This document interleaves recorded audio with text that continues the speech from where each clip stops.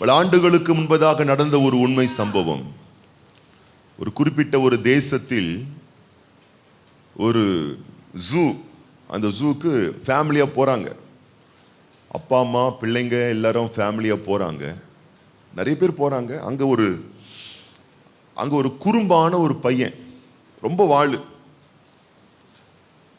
யாரும் கண்டுக்காத அந்த நேரத்தில், அவங்க அப்பா அம்மாவோ சூழ்ந்திருக்கிற யாரும் கண்டுக்காத நேரத்தில் ரொம்ப குறும்புத்தனமான ஒரு பையன், சுட்டி பையன், கரடிகள் குடும்பமாய் அடைக்கப்பட்ட அந்த ஒரு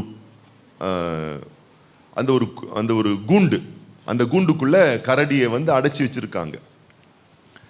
இரும்பு கம்பிகளால் செய்யப்பட்ட ஒரு கூண்டுக்குள்ள கரடிகளை அடைத்து வைத்திருக்கிறார்கள். அந்த ஜூக்குள்ள இவன் போயிட்டு அந்த கரடிகள் எல்லாரும் பார்த்துட்டு போறாங்க. ஆனா இவன் மட்டும் என்ன பண்றான், பார்த்துட்டு கையில நிறைய கல் வச்சிருக்கான். வச்சுக்கிட்டு ஒரு கல் எடுத்து அந்த கரடி அடிக்கிறான். பெரிய ஒரு கரடி அதன் மடியில் தன் குட்டியை வைத்திருக்கிறது. வெயிட்ட ஒரு அடி அடிச்சான் பாருங்க. அந்த கரடி திரும்பி அவனை பார்த்துச்சான். திரும்பி பார்த்துட்டு சட்டை பண்ணாம கம்முன்னு திரும்பிச்சான். ரெண்டாவது ஒரு கல் எடுத்து அடிச்சானா, டமார்னு அந்த மண்டையில பட்டுதான். திரும்பி இது பார்த்துச்சான், சட்டை பண்ணாம இருந்துச்சான். மூணாவது ஒன்று வெயிட் அடிச்சானா, வயிற்றுல போய் பட்டுச்சான். மறுபடியும் திரும்பி பார்த்துச்சான், அந்த பையனை கம்முன்னு ஆயிடுச்சான். நாலாவது கல் அடிக்கும் போது அது தவறி அந்த கரடியின் மடியில் இருக்கக்கூடிய குட்டி மேல பட்டுடுச்சான். குட்டி பட்ட ஒன்று அது துடிச்சிருச்சான் பாருங்க. இந்த கரடி என்ன பண்ணுச்சான், அந்த குட்டியை தூக்கி அப்படி வச்சுட்டு எகிரி அப்படி அந்த இரும்பு கம்பி உடைச்சி வெளியே என்ன சினிமா படம் ட்ரெய்லர் ஓட்டுற மாதிரி இருக்கு நினைக்கிறீங்களா? நடந்த சம்பவங்க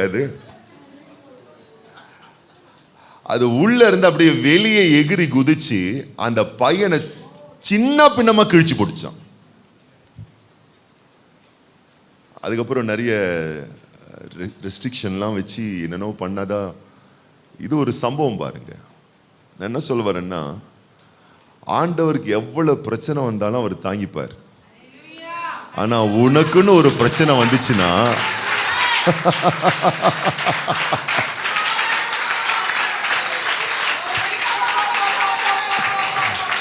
பறந்து காக்கும் பட்சியை போல சேனைகளின் கர்த்தர் இஸ்ரவேலின் மேல் ஆதரவா இருப்பார். தம்முடைய பிள்ளைகள் மேல் ஆதரவா இருப்பார். அவர் காத்து தப்ப பண்ணுவார். அவர் கடந்து விடுவித்து காப்பாற்று. இப்ப என்னைக்குமே ஒரு சித்தம் உங்களுக்கு தெரியணும், ஒரு சத்தம் உங்களுக்கு கேட்கணும், ஒரு தெய்வீக சித்தம் உங்களுக்கு புரியணும். எத்தனை நெருக்கடியான நிர்பந்தங்கள் வாழ்வில் வந்தாலும் கர்த்தரை நீங்கள் சார்ந்து கொள்வீர்களே ஆனால், கர்த்தரை நோக்கி நீங்கள் தொழுது கொள்வீர்களே ஆனால், கர்த்தருடைய விஷயத்தில் நீங்கள் வைராக்கியம் பாராட்டுவீர்களே ஆனால், நான் சொல்றேன், யுத்தம் கர்த்தருடையது. இந்த யுத்தத்தை செய்கிறவர்கள் நீங்கள் அல்ல. யூதா மனுஷரே, இஸ்ரவேல் புத்திரரே, தேவனுடைய ஜனங்களே, இந்த யுத்தத்தை செய்வது நீங்கள் அல்ல. தேவனாகிய கர்த்தர் இந்த யுத்தத்தை செய்கிறவர். தேவனாகிய கர்த்தர் இந்த காரியத்தை கைக்கூடி வர பண்ணுகிறவர். இப்ப நெருக்கடி நிலைகள், யுத்தங்கள் வாழ்வில் வந்த உடனே உடைந்து போகாதிருங்கள். கர்த்தர் எனக்காய் வழக்காடுவார். இப்ப தாவீது சவுலுக்கு முன்பதாக நிற்க வேண்டிய ஒரு சூழல். பல நேரங்கள்ல சில வேலைகளை நீங்க தான் செஞ்சு முடிக்கணும். 1000 சொந்தங்கள் இருக்கலாம், உறவுகள் இருக்கலாம், நீங்க தான் அந்த சவாலை சந்திச்சு ஆகணும். எவ்வளவு பெரிய பாசமான தாயும் தகப்பனும் இருந்தாலும் பிள்ளைகள் பரீட்சையை எழுதித்தான் ஆக வேணும். அப்ப நான் என்ன சொல்ல வரேன்னா, பரீட்சையே இல்லாத வாழ்க்கை எனக்கு தாங்க ஆண்டவர்கிட்ட கேட்காம, எத்தனை பரீட்சை வந்தாலும் அட்டம் பண்ணி அதை எழுதி 100க்கு 100 மதிப்பெண் பெற்று வெற்றி பெறுகிற ஒரு வீரியமுள்ள ஒரு இதயத்தை தாங்க ஆண்டவரே. அவங்க தாங்க விசுவாசி. நான் விசுவாசியா இருப்பதல்ல, எனக்குள் விசுவாசம் இருப்பது. எனக்குள் வீரியமுள்ள விசுவாசம் இருந்தால் பரீட்சை வேணாப்பான்னு சொல்ல மாட்டோம். பரீட்சை கொடுங்கப்பா, அதுல பாஸ் பண்ற கிருபையை தாங்கப்பா, அப்படி கேட்கணும் பாருங்க. பரீட்சை இல்லாமல் ப்ரொமோஷன் இல்லை. பக்கத்துல பார்த்து கேளுங்க, உங்க பிள்ளைங்களுக்கு பணம் கட்டி பள்ளிக்கூடத்துல படிக்க வைக்கிறீங்களே, எக்ஸாம் வைக்கலன்னா என்ன பண்ணுவீங்க? போய் கேட்பீங்க, ஏன் என் பிள்ளைக்கு பரீட்சை வைக்கல கேட்பீங்களா, கேட்க மாட்டீங்களா? பக்கத்துல பார்த்து சொல்லுங்க, அந்த டெஸ்ட் தான் உனக்கு நடந்துகிட்டு இருக்கு, அந்த எக்ஸாம் தான் உனக்கு நடந்துகிட்டு இருக்கு. எக்ஸாமை ஸ்கிப் பண்ணாத, சந்திச்சு 100க்கு 100 மார்க் எடுக்கிற கிருபை எனக்கு தாங்க டாடி, வெற்றி பெறுகிற கிருபையை தாங்க டாடி. சவால்களை பார்த்து முதுகு காட்டுகிற உலகத்துக்கு முன்னாடி, சவால்களுக்கு முன்னாடி நிமிர்ந்து நின்று சேனைகளின் கர்த்தர் எவ்வளவு பெரியவர், ஆராதிக்கிறவர்களுக்கு ஆண்டவர் எவ்வளவு அற்புதத்தை செய்கிறாரு, தம்மை தொழுது கொள்ளுகிறவருக்கு தேவன் எவ்வளவு உண்மையுள்ளவரா இருக்கிறாரு. எத்தனையோ முறை கரடிகளை கிழிக்க, சிங்கங்களை கிழிக்க உதவி செய்த ஆண்டவர் என்னை உரிய பார்க்கிற இந்த கோலியாத்தையும் மேற்கொள்ளுகிற கிருபையை தேவன் தருவார் என்று கோலியாத்துக்கு முன்னாடி நிக்கிற அந்த ஒரு பெரிய கிருபை உங்களுக்கு உண்டாவதாக.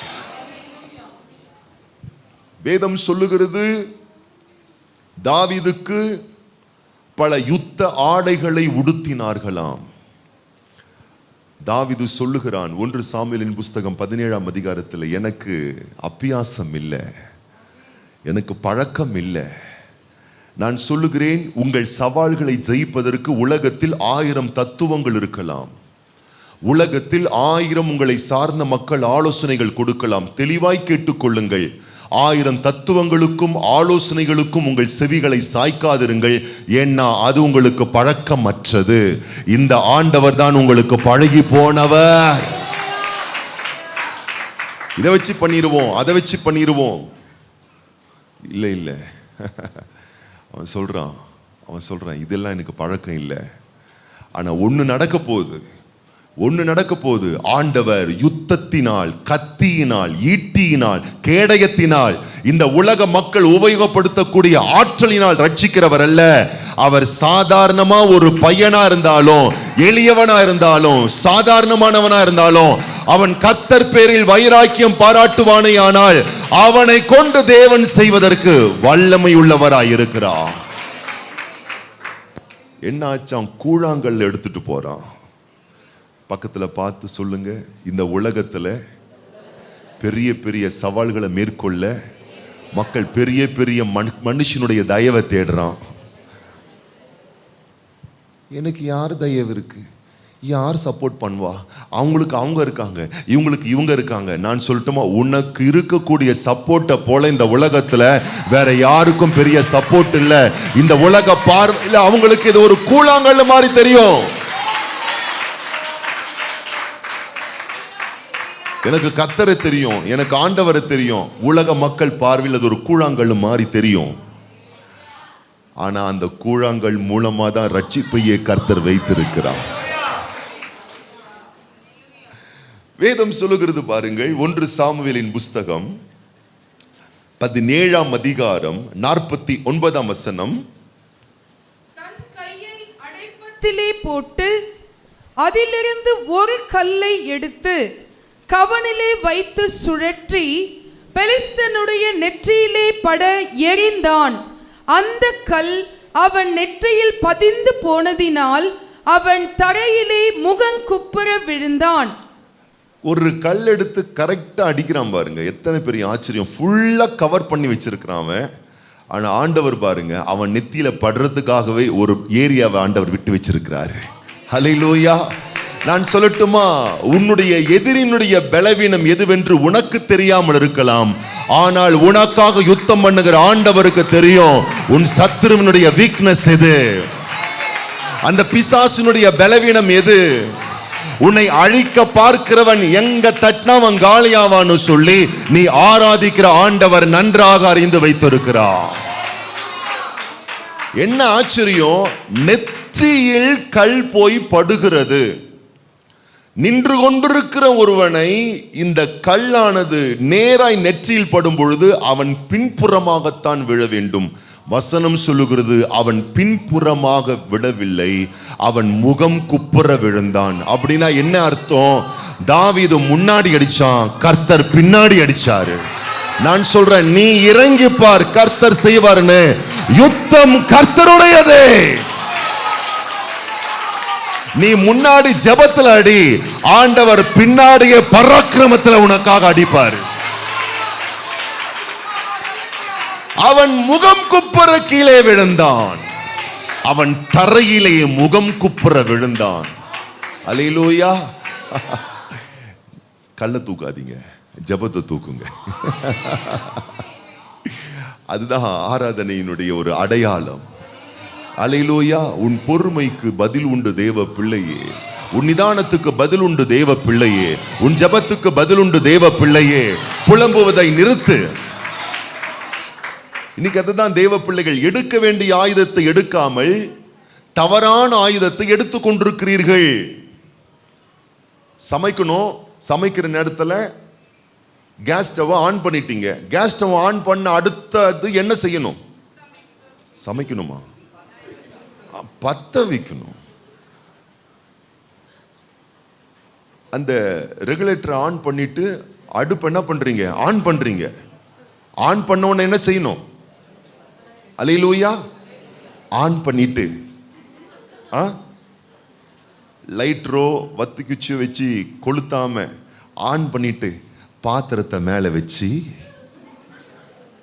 அரிசிய தண்ணிய ஊத்தி இல்லாத மேஜிக் எல்லாம் பண்ணா என்ன ஆகும்? கேஸ் ஃபுல்லா பரவி. பக்கத்தில் பார்த்து சொல்லுங்க, தப்பான ஆயுதத்தை எடுக்க கூடாது, சரியான ஆயுதத்தை எடுக்கணும். இந்த அடுப்பை, கேஸ் சிலிண்டர் அடுப்பை ஆன் பண்ண உடனே பாருங்க, பெண்கள்லாம் பாருங்க, ஆச்சரியமா இருக்கும், ரொம்ப கான்சியஸா இருப்பாங்க. ஏன்? நம்ம போயிருவோமே. டக்குன்னு லைட்டர் கரெக்டா வச்சிருப்பாங்க பாருங்க. சில பேர்ல ஆன் பண்ண ஸ்பாட்ல பட்டுன்னு அடிப்பாங்க. அதுல மட்டும் கரெக்டா இருப்பாங்க. எதுல கரெக்டா இருக்காங்களே? ஏன்னா கரெக்டான ஆயுதத்தை யூஸ் பண்ணா கரெக்டான பலன் உண்டு. நான் சொல்லட்டுமா, உன் யுத்த நேரத்தில் கரெக்டான ஆயுதம் புலம்புவதல்ல, தேவனுடைய புகழ் பாடுவது. உன்னுடைய யுத்த நேரத்தில், உன் வருத்த நேரத்தில், உன் சங்கட நேரத்தில், உன் போராட்டத்தின் நேரத்தில், உன் வாதை வருத்த நேரத்தில் நீ எடுக்க வேண்டிய ஒரு ஆயுதம் ஜெபம் என்னும் ஆயுதம், துதி என்னும் ஆயுதம். புலம்புறது மக்கள் கூட தான் புலம்புறான், பக்கத்து வீட்டுக்காரன் புலம்புறான். இன்னும் நான் சொல்றேன் பாருங்க, உங்க ஜெப குறைவே நிறைய பிரச்சனைகளுக்கு காரணமே நான் சொல்றேன். எந்த வீட்டில் தொடர்ந்து ஒரு குடும்ப ஜெபம் நடந்து கொண்டிருக்கிறதோ அந்த ஜெபம் பண்ணுகிற குடும்பத்தில் சில பிரச்சனைகள் வந்தாலும் வந்த மாதிரி ஸ்பாட்ல காலி ஆயிரும், தெரியுமா? அப்ப இன்னைக்கு நிதானிங்க, பல நேரத்தில் நிதானிங்க. ஏன் இந்த இஸ்ரவேல் மக்களுக்கு இவ்வளவு பெரிய யுத்தம் வந்தது? ஏன்னா தலைவன் சரியில்லை. ஏன்? இந்த தலைவன் ஆராதிக்கிற தலைவன் அல்ல, ஆண்டவரை தொழுது கொள்ளுகிற தலைவன் அல்ல. இது ஏதாச்சும் ஒன்று பண்ணிக்கிட்டு இருக்கிற சவுலுடைய ராஜ்யபாரம். நான் சொல்லட்டுமா, உங்கள் குடும்பத்தில் எப்பொழுதும் ஜெப சத்தம் கேட்க வேணும். உன் வீட்டில் ஆராதிக்கிற சத்தம் கேட்க வேணும். உன் வீட்டில் தொழுது கொள்ளுகிற சத்தம் கேட்க வேணும். நான் சொல்லட்டுமா, அப்பொழுதும் பிரச்சனை வந்தாலும் பட்டுன்னு வர பிரச்சனை படார்னு போயிரும். வந்ததே தெரியாத அளவுக்கு அட்ரஸ் இல்லாம போயிரும். யுத்தம் வந்தோன்னு, பிரச்சனை வந்தோன்னு சில பேர் நினைக்கிறாங்க, எந்த ஜோசியக்காரன் கிட்ட போலாம், எந்த மந்திரவாதி கிட்ட போலாம். ஒருவேளை பையனுக்கு சூனியம் வச்சிருப்பாங்களோ, வீட்டம்மாவுக்கு சூனியம் வச்சிருப்பாங்களோ, எனக்கு வச்சிருப்பாங்களோ. இதுதான் பாருங்க யோசிக்கிறாங்க. மட்டமான புத்தி. ஒரு பிரச்சனை, ஒரு சவால் வந்த உடனே அப்படி யோசிக்காதீர்கள். தவறான ஆயுதம் வந்த உடனே நான் சொல்றேன், வந்தாலும் வர்றதுக்கு முன்னாடியும் ஜெபத்தை அதிகப்படுத்துங்கள், ஆராதனையை அதிகப்படுத்துங்கள், துதியை அதிகப்படுத்துங்கள், கர்த்தரை தேடுவதை அதிகப்படுத்துங்கள், கர்த்தரை மகிமைப்படுத்துவதை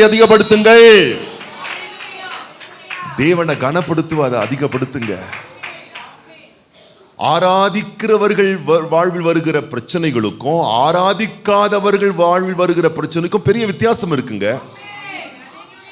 ஆராதிக்காதவர்களும் சிங்க கெபிக்குள்ள போனாங்க, ஆராதிச்சவங்களும் சிங்க கெபிக்குள்ள போனாங்க.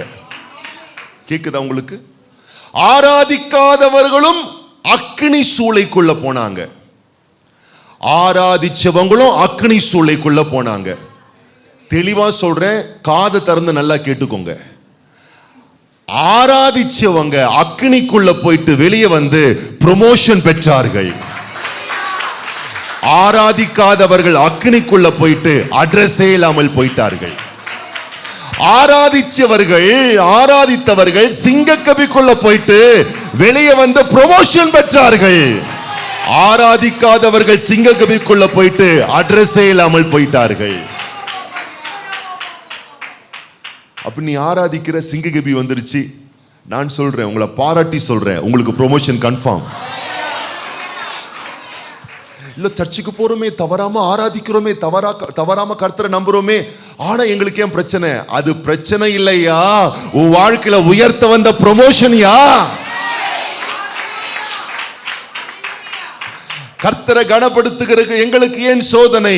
அது சோதனை இல்லையா, அதுதான் உன் வாழ்வில் உனக்கு கிடைக்கக்கூடிய சாதனை. தேவனை கனப்படுத்துகிற, தேவனை ஆராதிக்கிற, இடைவிடாமல் ஆராதிக்கிற, குடும்ப ஜெபம் செய்கிற எங்கள் வாழ்வில் ஏன் இந்த நிந்தை? இது நிந்தை இல்ல, உன்னுடைய வாழ்க்கையில நித்திய மகிமை அது உண்டு பண்ண போகிறது.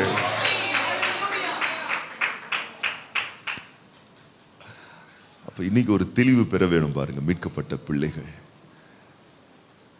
ஆராதிக்கிற தேவ பிள்ளைகள் வாழ்வில் சவால்கள் வரும்பொழுது யுத்தம் கர்த்தர்